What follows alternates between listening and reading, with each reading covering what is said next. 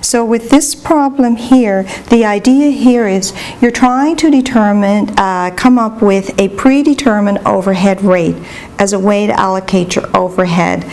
The reason you would want to do this is rather than wait till you get all of your actual costs in for your various elements of overhead, such as insurance and property tax and so on, you can come up with a predetermined rate that you'll use to allocate your overhead, so that way you can prepare your statements, your monthly statements, on a timely basis.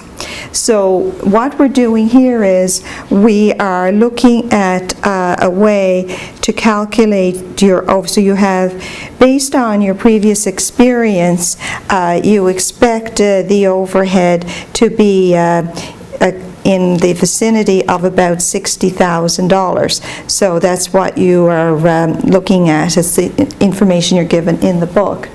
So the overhead rate is viewed as being driven by direct labor hours. So a company can choose its denominator based on its experience. So in this particular example, the company is deciding that the cost driver for its overhead is direct labor hours. So for this example, they expect to incur 4,000 direct labor hours. So you take your $60,000 in overhead, divide by the 4,000 direct labor hours. So that is going to give you a rate of $15 in overhead for every direct labor hour.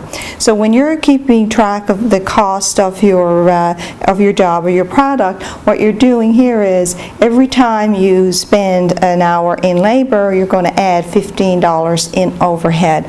So it's just an estimate. At the end of the year, it does get reconciled, but it's a way that you can keep track of how much things are costing without having to wait on certain invoices to come in, which only come in once a year, such as your insurance and your property tax. So the next, so here for job 1 then, you would have an allocation. So you had 120 direct labor hours, and we know that the overhead is going to be $15 for each of the hours of labor, so it'll give you $1,800 in overhead. Job 102, 78 direct labor hours times $15, $1,170. So the next thing that you want to do, requirement 3 here, is calculate the total cost for each job.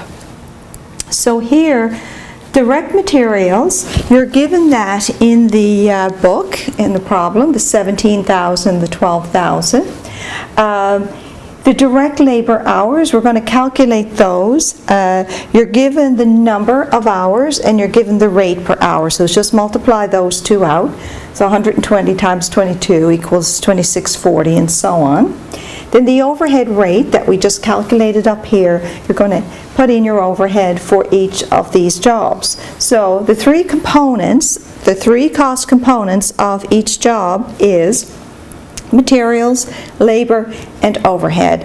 So here now we can report to management on a timely basis what these jobs are costing us. So we don't have to wait till every last invoice comes in for the year to find out what our overhead really is. We're estimating it in advance and we're allocating it out to the job. So this is important because when management decided to make these contracts and offer these jobs at a certain price, it was calculating what its cost should have been. So they need to keep track on where costs are going in case there's any cost overruns, and that way they can take corrective action. So that's the whole point of trying to get your costs out there as soon as possible. So if you think you're going over, you can try to do something to correct it.